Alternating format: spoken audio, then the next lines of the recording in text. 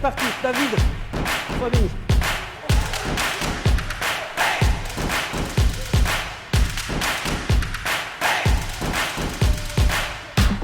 Vas-y, Audrey.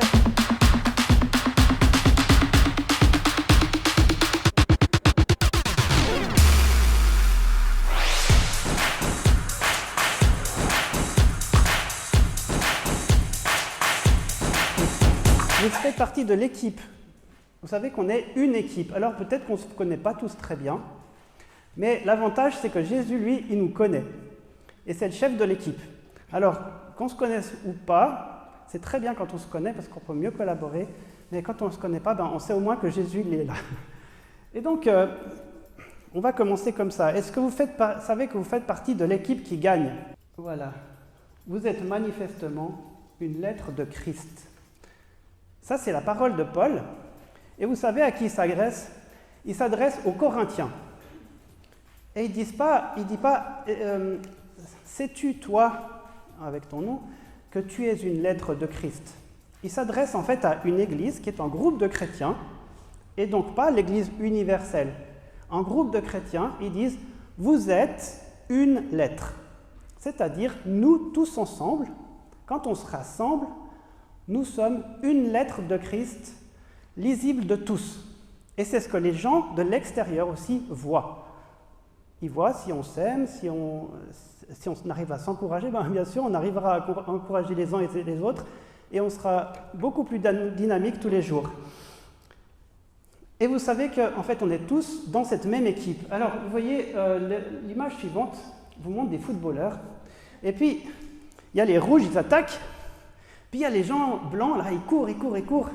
Puis il y a d'autres qui sont assis, là, et disent « Ouais, vas-y !» Ils sont blancs aussi, ils ont le maillot. Mais on se dit « Mais qu'est-ce qu'ils font là ?» Ils ne devraient pas être du côté des spectateurs, eux, parce qu'ils sont en train d'encombrer le terrain, là. Eh bien non, ils font partie de l'équipe. Simplement, ils ne savent pas qu'eux aussi, ils peuvent courir et marquer des buts. Ils pensent que... voilà, de toute façon, Jésus a gagné, donc alléluia. Moi, je peux rester, je vais regarder les autres qui se fatiguent. Mais en fait, on fait tous partie de l'équipe. Et vous savez qu'on fait tous vraiment partie de l'équipe, parce que si tu ne fais pas partie de l'équipe, dans le monde spirituel, tu fais partie de l'autre équipe. Soit tu es chez les blancs, soit tu es chez les noirs. Les rouges, là, c'était les rouges, hein, le feu. Il n'y a pas entre deux. Et il n'y a pas un mode chrétien, amateur, des fois présent, des fois pas présent. Ça n'existe pas.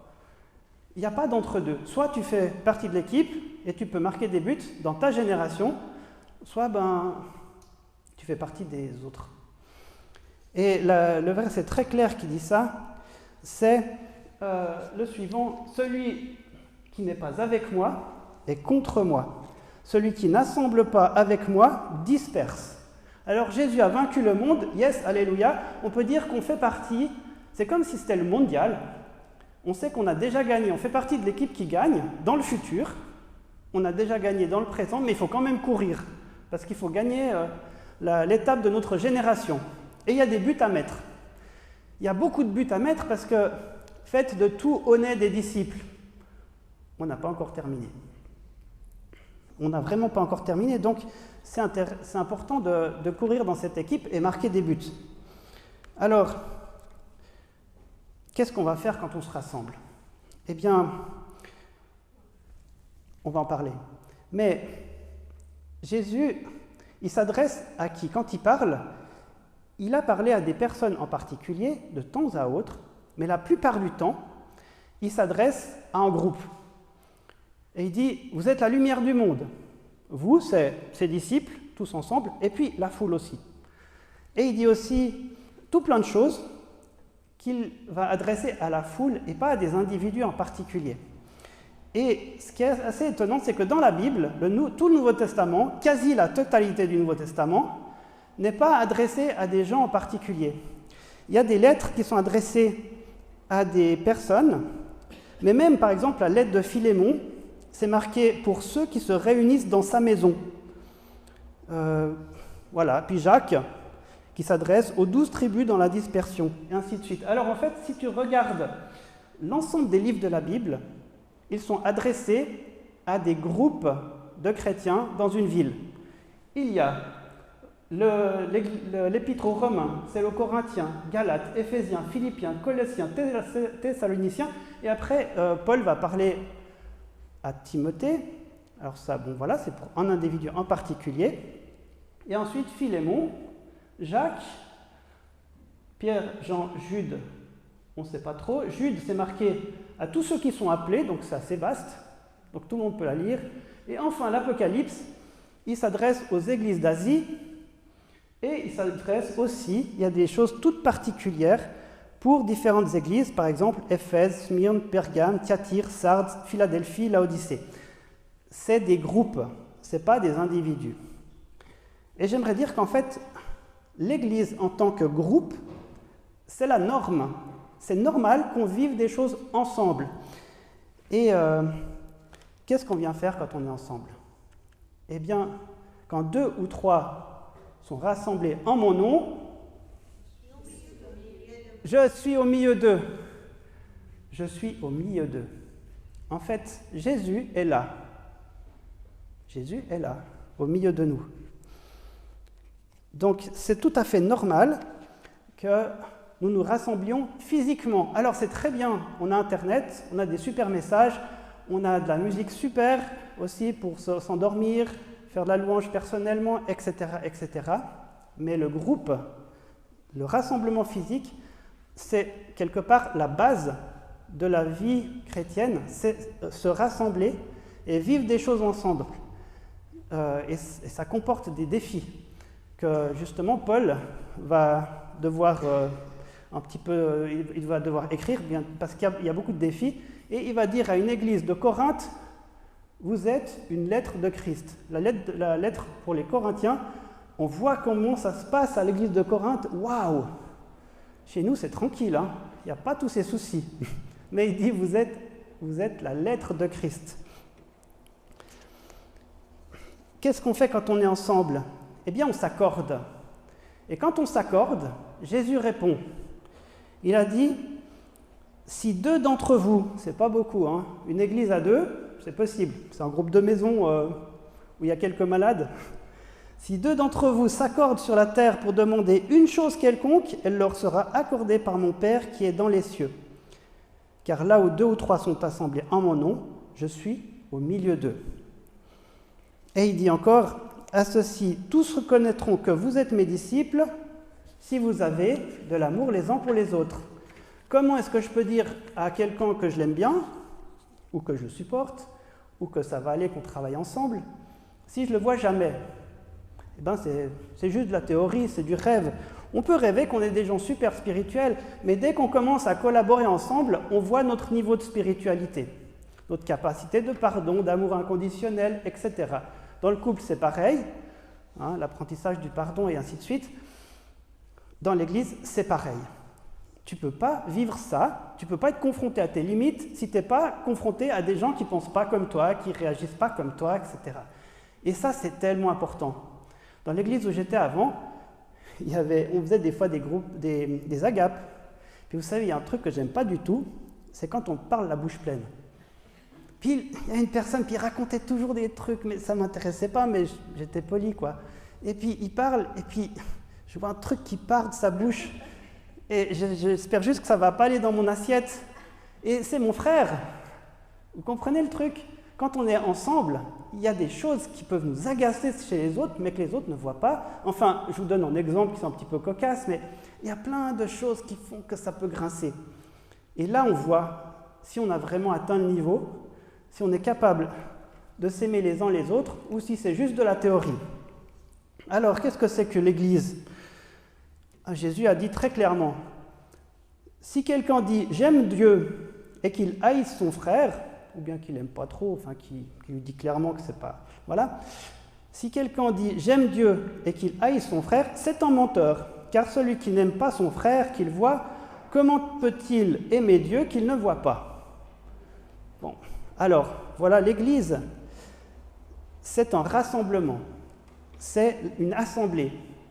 Alors, il y a plusieurs images qui définissent ce qu'est l'Église, et ce qu'on va parler aujourd'hui, c'est des définitions de l'Église et puis ce qu'on a à y faire. Il y a 4 images pour l'Église. L'Église, on peut la comparer à une habitation de Dieu, à un temple, un édifice, une construction. L'Église, c'est aussi l'armée du Christ, en marche. L'Église, c'est la fiancée de Jésus. Et l'Église, c'est aussi un corps. Quand tu ne viens pas dans l'Église, mais alors, qu'est-ce que c'est que cette Église? On parlerait d'Église universelle, on s'imaginerait quelque chose de très, très, très, très grand. Tout ça, à l'échelle où on est, c'est nous. Nous sommes cet édifice de Dieu en esprit. Nous sommes cette armée, ou peut-être un bataillon, un régiment, ou quand il y a 100 personnes, on appelle ça comment? Une compagnie, voilà. Là, il manque quelques-uns dans la compagnie encore. Ouais. Nous sommes aussi la fiancée de Jésus. Et puis nous sommes aussi un corps. Ouh là là, j'aimerais pas être à côté de celle-là. Ouh là là, j'aimerais pas être à côté de celui-là. Etc., etc.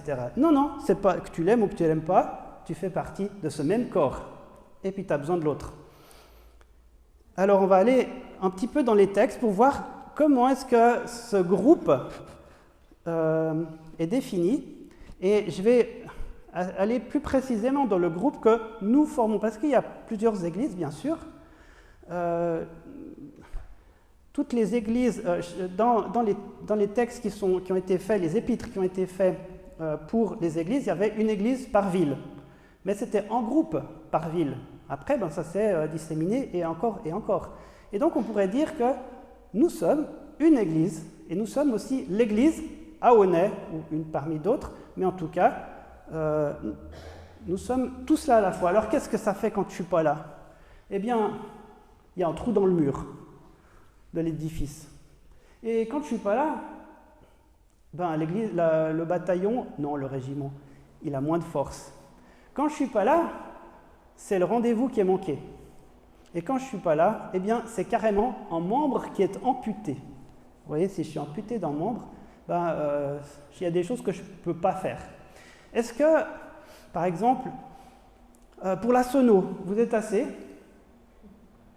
Il a dit non. Il n'y a pas assez de monde. Pour le bimaire, vous êtes assez? Il fait comme ça. Pour la jeunesse, ils sont en bas, mais il n'y a pas beaucoup de monde. C'est pas assez. Pour faire un groupe d'aînés, on n'a pas encore fait. Groupe de jeunes. Qui c'est qui fait le groupe de jeunes? Bon, il y a encore à faire. Vous comprenez, en fait, on est tous très importants dans l'Église et on ne parle pas d'une petite cellule perdue dans un immense corps, on parle d'un membre. Et ça, on va y revenir. Alors je reviens par la question de l'édifice. Matthieu 16, verset 15, c'est un texte clé qui nous parle de l'Église. Alors, Jésus est en train de demander à ses disciples, « Qui dites-vous que je suis ?» Et Simon-Pierre répond, « Tu es le Christ, le Fils du Dieu vivant. » Et Jésus, reprenant la parole, lui dit, « Tu es heureux, fils de Simon, fils de Jonas, car ce ne sont pas la chair et le sang qui t'ont révélé cela, mais c'est mon Père qui est dans les cieux. Et moi, je te dis que tu es Pierre, et que sur cette pierre, je bâtirai mon église, que les portes du séjour des morts ne prévaudront point contre elle. Je te donnerai les clés du royaume des cieux. Ce que tu liras sur la terre sera lié dans le ciel, ce que tu délieras sur la terre sera délié dans les cieux. » Alors pendant des années, ce texte-là a été à controverse. Jésus bâtit lui-même son Église. C'est lui qui le fait. On peut voir que l'Église a commencé par des groupes qui se sont structurés. Et c'est normal. Il faut quand on fonctionne ensemble, il faut des règlements. Et le christianisme est devenu un jour religion d'État. L'Église est devenue en unité ou de connivence avec l'État pour contrôler les consciences, avec un clergé très fort, et qui a utilisé ce texte pour brandir l'excommunication comme une possibilité si on ne faisait pas ce qu'il disait. Et ça fait que ce texte-là a servi à faire peur aux gens. Si vous êtes hors de l'Église, point de salut, disait saint Cyprien. Alors c'est une formule qui a été récupérée et redit, hors de l'Église, point de salut. Puis on disait après, hors de l'Église catholique. Qu'est-ce que ça veut dire catholique? Ça veut dire universel. Nous faisons partie de l'Église universelle. Oui, bien sûr, nous faisons partie de l'Église. Mais ça a été mal utilisé. Et ensuite, eh bien, le protestantisme a transgressé ce carcan, et pour que ce texte soit de nouveau réutilisé comme il se doit, Jésus bâtit son Église, nous sommes son Église, et ce que nous lions sur la terre est lié dans le ciel. C'est pas rien de faire partie de l'Église ou pas. Donc quand on est en lien avec un groupe, c'est normal. Il y a quelque chose qui se passe ici, il y a des liens, il y a des amitiés, etc. Mais il y a aussi quelque chose qui se passe au ciel. Et ça, c'est juste. Il dit, vous avez été, donc Éphésiens 2, 22, Paul dit, vous avez été édifiés sur le fondement des apôtres et des prophètes, Jésus-Christ même, lui-même étant la pierre angulaire. Tout l'édifice bien coordonné s'élève pour être un temple saint dans le Seigneur. En lui, vous êtes aussi édifiés pour être une habitation de Dieu en esprit. Donc nous sommes une habitation de Dieu en esprit. Ensemble, Jésus est là parce que nous l'accueillons dans son temple et nous sommes son temple. L'Église, c'est aussi une armée. Alors, l'armée, le chef suprême de l'armée, c'est Jésus. Entre deux, on n'en parle pas trop, mais on parle des fantassins que nous sommes. Revêtez-vous de toutes les armes de Dieu, est-il écrit dans Éphésiens 6, 11. Revêtez-vous de toutes les armes de Dieu afin de pouvoir tenir ferme contre les ruses du diable. Donc il y a une question de combat. Il y a aussi le conseil donné à Timothée, 2 Timothée 2, 3. Souffre avec moi comme un bon soldat de Jésus-Christ. Il n'est pas de soldat qui s'embarrasse des affaires de la vie s'il veut plaire à celui qui l'a enrôlé. Là, donc l'Église, une armée. Il faut bien sûr être structuré. Et une armée, eh bien, sans des gens qui commencent à donner des consignes pour tous, et sans des gens qui suivent, c'est très très compliqué. Et c'est pourquoi il est écrit dans Hébreux 13, « Obéissez à vos conducteurs spirituels ». Pas parce qu'on veut pour que les uns écrasent les autres, de loin pas, c'est pour qu'ils aient une peine moins compliquée, pour que ce soit pas trop difficile à gérer. Donc c'est vraiment l'obéissance, elle est là pour que tout fonctionne mieux. L'Église, c'est la fiancée de Jésus. Éphésiens 5, 25. Marie, aimez vos femmes, comme Christ a aimé l'Église, et s'est livré lui-même pour elle.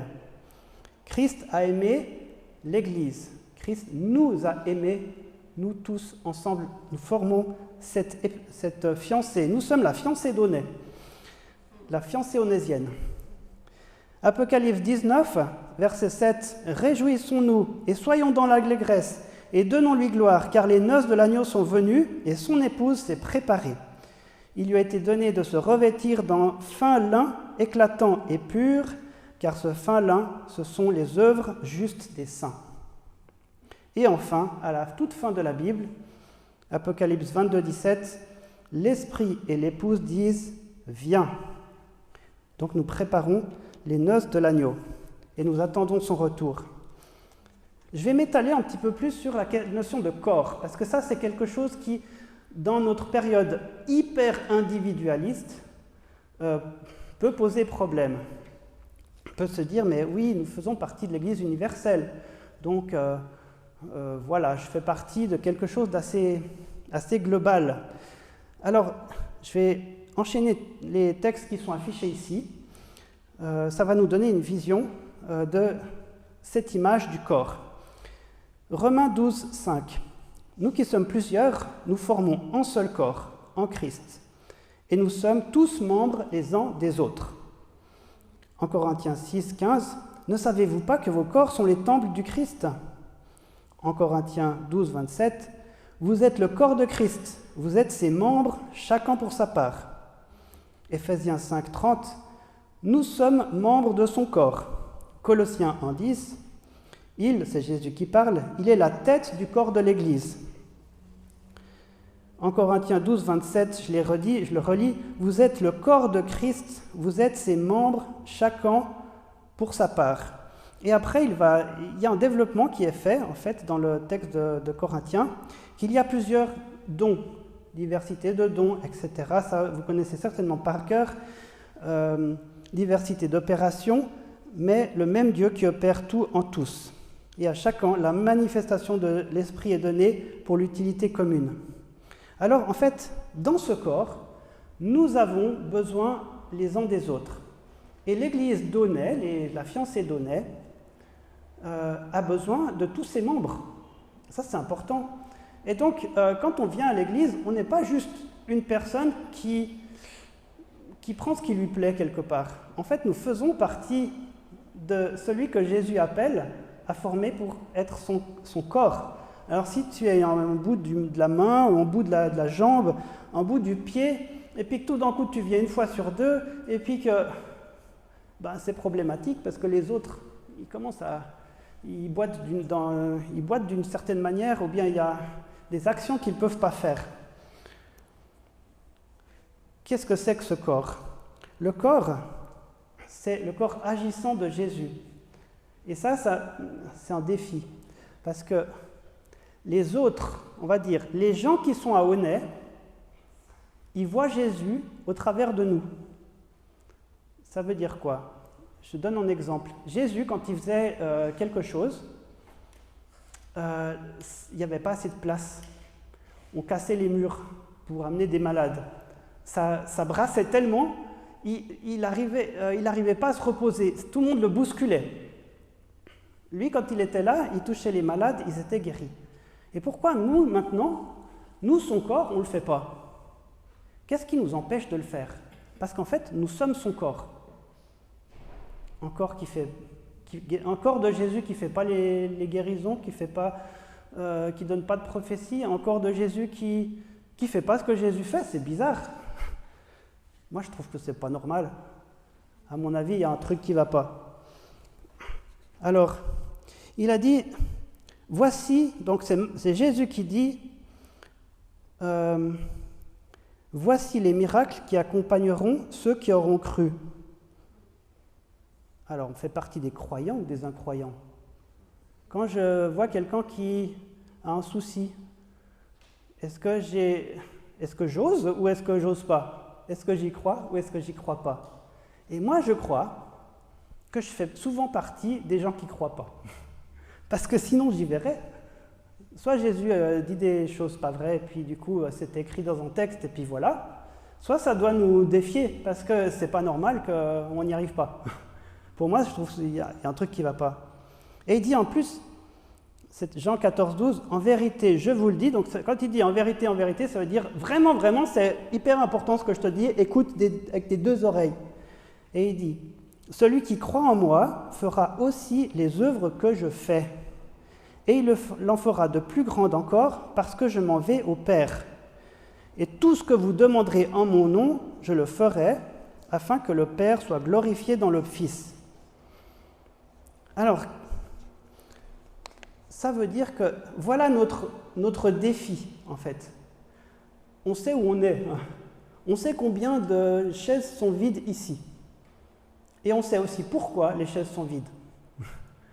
Et notre défi à nous, c'est d'être cette Église, c'est d'être ce corps ensemble qui fonctionne et qui fait que les gens rencontrent vraiment Jésus. Voilà l'essentiel du message. En fait, on manifeste l'unité du corps de Christ dans nos relations humaines. Et c'est pas rien, en fait. C'est quelque chose qui est extrêmement défiant. Parce que là, on est face à toutes nos limites. Alors, qu'est-ce que c'est quand je fais partie d'une église ? Alors, il y a aussi une question... je me dis, peut-être que je suis croyant, je viens de temps à autre à l'église, ou bien j'y viens très souvent, c'est par habitude, ou bien par conviction, bien sûr. Mais est-ce que tu sais que tu fais partie vraiment, tu es les pieds et tu es les mains de Jésus?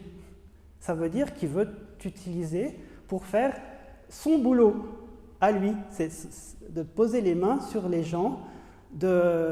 Alors, quand on dit vous chasserez les démons, c'est ok. Alors, est-ce que vous avez déjà vu des gens qui se tortillent par terre, etc. Oui, ça peut arriver. On a déjà vu quelques-uns qui versent et tout d'un coup, on fait une délivrance et puis la personne se tord et puis il y a un esprit qui sort, voilà, comme ça. Mais c'est pas que ça qui nous est demandé.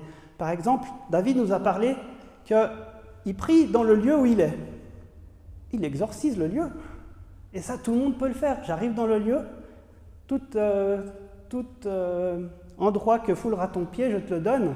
Hein, c'est marqué dans la parole. Alors j'arrive, je prends possession des lieux. Je prie pour ce lieu.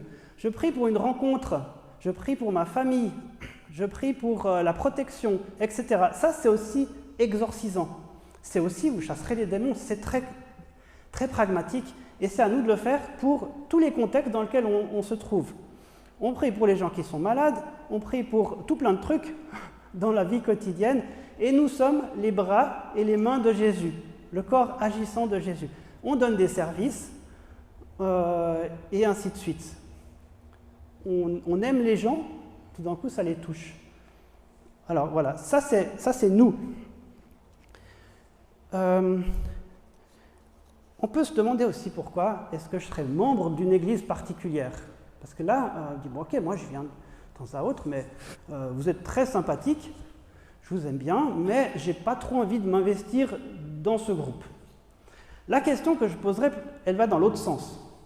Qu'est-ce qui nous empêche d'être membre d'une église, de nous poser à un endroit et de servir l'église là où le Seigneur nous place? La question que je vous lance en défi, qu'est-ce qui vous empêche de le faire? Alors, il peut y avoir des peurs, il peut y avoir le fait que vous avez été blessé dans une église, ou que plein de choses peuvent être arrivées qui font qu'on est un petit peu, pas très, très, très sûr que ça vaudrait le coup et que ça serait bénéfique. Et d'autant plus qu'on n'est pas trop sûr de pouvoir apporter quelque chose.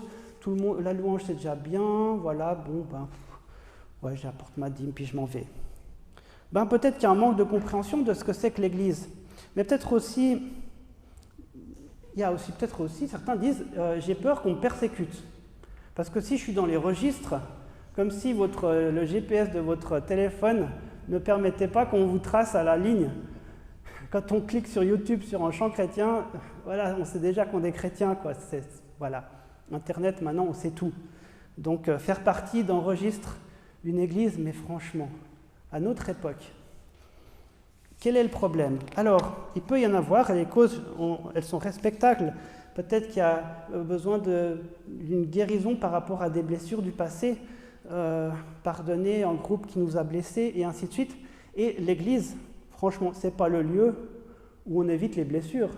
Parce que franchement, moi je suis un saint qui pêche de moins en moins, vous savez, mais je pense que vous aussi. Alors il y a toujours des frictions et des trucs qu'il faudra régler, quoi. Et ça c'est normal. Prendre le risque de s'impliquer dans un groupe, ça ne veut pas dire qu'on ne va pas faire d'autres choses ailleurs. Alors j'ai réfléchi à ça et je me disais, c'est quand même important d'être membre. Et j'ai quelques arguments quand même. Alors vous les prenez comme vous pensez, mais je crois que être membre, ça veut dire plusieurs choses. Ça veut dire déjà que j'exprime mon identité réelle, en fait. Alors bien sûr, tout ce que vous lirez sur la terre sera lié dans le ciel. On montre qu'on est lié à son Église, sur la terre. Et Jésus, il ne mâche pas ses mots, il dit aussi, toute personne, c'est Matthieu 10, 32, toute personne qui se déclarera publiquement pour moi, je me déclarerai aussi pour elle devant mon Père céleste. Mais celui qui me reniera devant les hommes, je le renierai moi aussi devant le Père céleste. Ça, c'est très défiant. Il demande qu'on rende notre foi visible. Alors, je rends ma foi visible et aussi ma fonction, qui est reconnaissable de tous quand je suis à quelque part. J'accepte d'être vu et d'être reconnu publiquement. Et Jésus a dit, « Vous êtes la lumière du monde. Une ville située sur une montagne ne peut être cachée et on n'allume pas une lampe pour la mettre sous le boisseau. » C'est important d'être visible, que ce qu'on fait soit reconnu, que les uns les autres aussi on se reconnaisse parmi. Il disait aussi, « Celui qui me reniera devant les hommes sera renié devant les anges de Dieu. » Et vous voyez par exemple dans l'épisode de Pierre, quand Pierre a renié son maître, il n'a pas fait quelque chose de très très très important à nos yeux. Il a juste dit qu'il ne faisait pas partie du groupe. Et après, le coq a chanté. Il a dit « Non, non, je ne fais pas partie d'eux. » Et des personnes qui sont venues vers lui, il était très effrayé. Il dit « Et toi, tu n'étais pas avec Jésus ?»« Ah non, non, non, non, non, non, non. » Et il a commencé à dire quelques gros mots pour essayer de se défiler. Et après, le coq a chanté. Et pour Jésus, il avait renié son maître. Alors qu'il l'aimait, il avait dit « Mais je mourrai pour toi, etc. » Alors, peut-être que tu n'oseras pas dire « Je mourrai pour toi », mais la question c'est pourquoi se mettre en retrait? Aussi, quand on est dans l'Église, on s'engage à servir le corps du Christ. Et ça, Jésus nous l'a demandé. Jean 13, 14, il dit « Si donc je vous ai lavé les pieds, moi le Seigneur et le Maître, vous devez aussi vous laver les pieds les uns les autres. » Alors, ça c'est quand même assez direct. Il n'a pas dit « je vous donne la possibilité ». Il dit « vous devez aussi vous laver les pieds les uns des autres ». Et quand on prend les pieds de l'autre, ça veut dire qu'on est proche de lui. Ça veut dire qu'on a aussi son odeur fétide et sa saleté dans les mains. Et ça veut dire quelque chose. Et Jésus a dit, vous devez vous laver les pieds. Il y a une idée de proximité. Donc, sur Internet, c'est pas mal. Je regarde un message, mais je n'ai pas les pieds des autres. C'est facile. Et Jésus te dit, en fait, c'est un peu facile de te cacher derrière Internet et de te dire, ok, je fais partie d'une église là-bas, très très loin, j'ai signé comme membre. Mais en fait, si tu fais partie de ta paroisse, avec des gens qui ne sont pas comme toi, et qui ne pensent pas toujours comme toi, et voilà, et tu as vraiment ta place. Et il y a aussi une confrontation qui est nécessaire avec nous, avec notre ego, nos envies, nos prétentions. Je suis un type super spirituel, mais dès que je suis en face de quelqu'un qui pense pas comme moi, je commence à le juger, etc., à le critiquer. Ça, c'est facile. Hein. Bon, vous ne vous sentez pas concerné. Hein. Il n'y a que moi qui ai ce problème-là. Ouais. Bon, alors, il y a aussi le fait quand tu es dans une église, dans un groupe, tu es responsable de tes actes dans l'église. Alors, on peut dire, ok, je viens à l'église, je donne ce service-là, mais surtout, ne m'en demandez pas plus. Et je ne veux pas faire partie des membres. Bah, ok. Alors, je vous donne une idée. Je vous donne une image qui peut-être vous parlera. Imaginez, vous êtes en recherche d'emploi. Une personne est en recherche d'emploi, elle vient avec son CV dans l'entreprise, elle pose son CV sur la table du directeur, elle lui dit « Bonjour, votre poste m'intéresse ». Il dit « Ok, je vous engage ». Et la personne répond « Écoutez, je suis prêt à travailler, mais je ne signe aucun contrat ». Est-ce que vous ne trouvez pas que c'est un peu louche tout d'un coup? Parce que ça veut dire, en gros, je suis prêt à travailler, mais s'il y a un problème, je ne suis plus là. Ça veut dire que le contrat, il ne va que dans un sens. Ça veut dire que l'employé commence à prendre, on va dire, le couteau par le manche. Et ça, c'est pas clean. Parce que ça veut dire que quand on pose ces conditions à Jésus, il ne peut pas faire grand-chose avec nous. Moi, quelqu'un qui me dit, écoutez, je suis patron et puis je ne peux pas signer de contrat, ça veut dire que je ne peux pas faire confiance à cette personne. Parce que dès qu'il y a un problème, tout me retombe dessus, moi qui suis responsable devant les hommes et devant la loi. Et donc c'est tout à fait normal, si tout ce qui est lié sur la terre est lié dans le ciel, il est tout à fait normal que nous soyons cohérents par rapport à notre engagement. Cohérents sur le fait qu'on s'engage vis-à-vis de Dieu, mais on s'engage aussi vis-à-vis des hommes et vis-à-vis de la loi. Là, le fait d'avoir des associations, c'est quelque chose de très nouveau. Dans la Bible, il n'y avait pas ça. C'est pour ça qu'il n'y a pas des versets, c'est marqué « tu devras signer dans le carnet des membres ». Il n'y a pas de verset là-dessus. Ça, c'est... Oui, on n'était pas à cette époque. Mais si on comprend l'idée, il est normal que nous nous engagions avec une réciprocité. Et là, on voit aussi ça dans le livre des Actes. Quand il s'agit, par exemple, d'embaucher des personnes pour servir aux tables, on peut se dire c'est peut-être pas si important que ça. Mais quand Étienne va servir aux tables, eh bien tout le monde est d'accord. Tout le monde dit son consentement, parce que ceux-là, on dit, lui, c'est lui qui sert à table, et ce n'est pas les autres. Il a une fonction précise. Et c'est très important dans un groupe qu'on sache qui fait quoi. Imaginez que quelqu'un commence à prendre ici le micro, et puis commence à dire n'importe quoi. Qui va l'arrêter? Eh bien, celui qui est responsable. Et on sait qui est responsable. On sait que là, Laurent, il est responsable. Si je dis des bêtises, lui, derrière, il corrige. Il est obligé, parce que sinon, après, il y aura des problèmes. Vous savez les titres ou les fonctions des uns et des autres, et en quoi est-ce qu'on se rend utile. Et ça, c'est juste. Et c'est juste devant les hommes, et c'est juste aussi devant Dieu. Quand je suis membre d'une église, j'accepte de sortir de mon individualisme. Je ne prends pas que ce qui me plaît. Et donc, je vais devoir supporter les uns et les autres. Et peut-être qu'on va me demander de faire un truc. Bon, je vais le faire, quoi. Mais je vais le faire pour Dieu, je ne vais peut-être pas le faire pour faire plaisir, ou pour me valoriser, ou pour me gonfler. En conclusion, il est impossible de dire « j'aime Dieu », mais j'aime pas mes frères et sœurs et je ne veux pas être avec eux. Et donc, il est légitime, il me semble, que nous puissions nous engager à nous servir les uns les autres ensemble. Soyons cohérents. En conclusion, j'ai trouvé un proverbe que je trouve un petit peu piquant. Proverbe 10, 8.1. « Celui qui se tient à l'écart cherche ce qui lui plaît. » Je trouve ça assez parlant. Celui qui se tient à l'écart cherche ce qui lui plaît. Et Jésus a vraiment cherché l'unité. Ce n'est pas pour eux seulement que je prie, a-t-il dit dans Jean 17, 20. Ce n'est pas pour eux seulement que je prie, mais encore pour ceux qui croiront en moi par leurs paroles, afin que tous soient un, comme toi, Père, tu es en moi, et comme je suis en toi, afin que eux aussi soient un en nous, pour que le monde croie que tu m'as envoyé, qu'il soit un. Et je vous propose de terminer simplement par la prière. Eh bien, Seigneur, nous t'apportons qui nous sommes.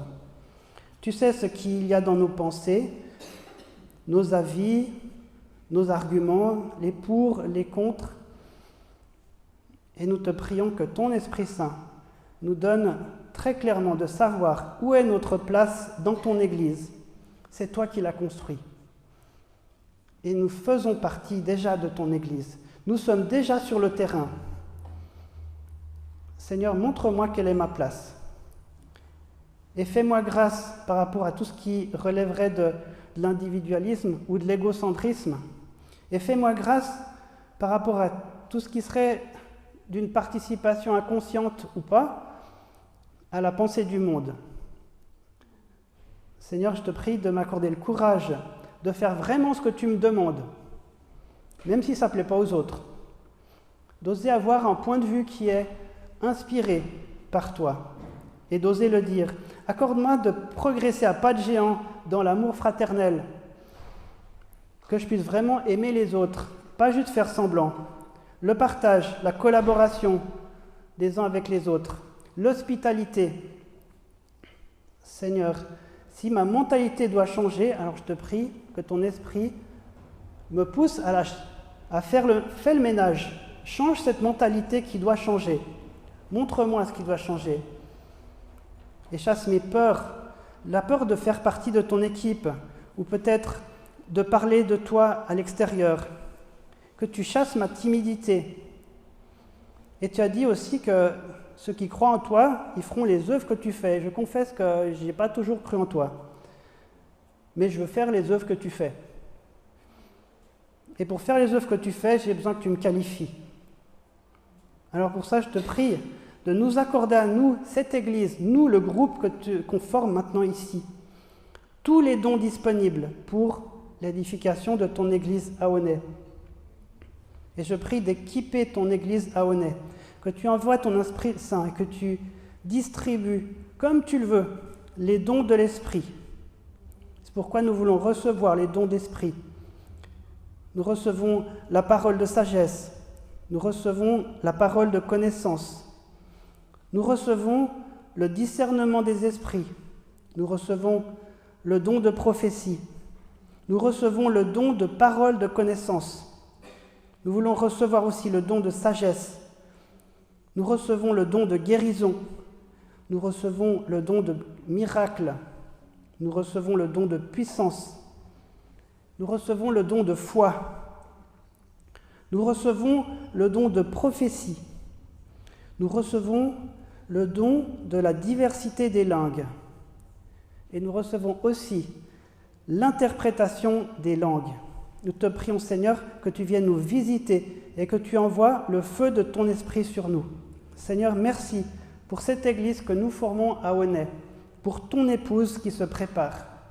Merci de nous revêtir de ta puissance, de tous ces dons spirituels et que nous puissions vivre dans une unité comme jamais nous avons vécu. Seigneur, le monde a besoin de te connaître et nous sommes incapables de faire cela sans toi.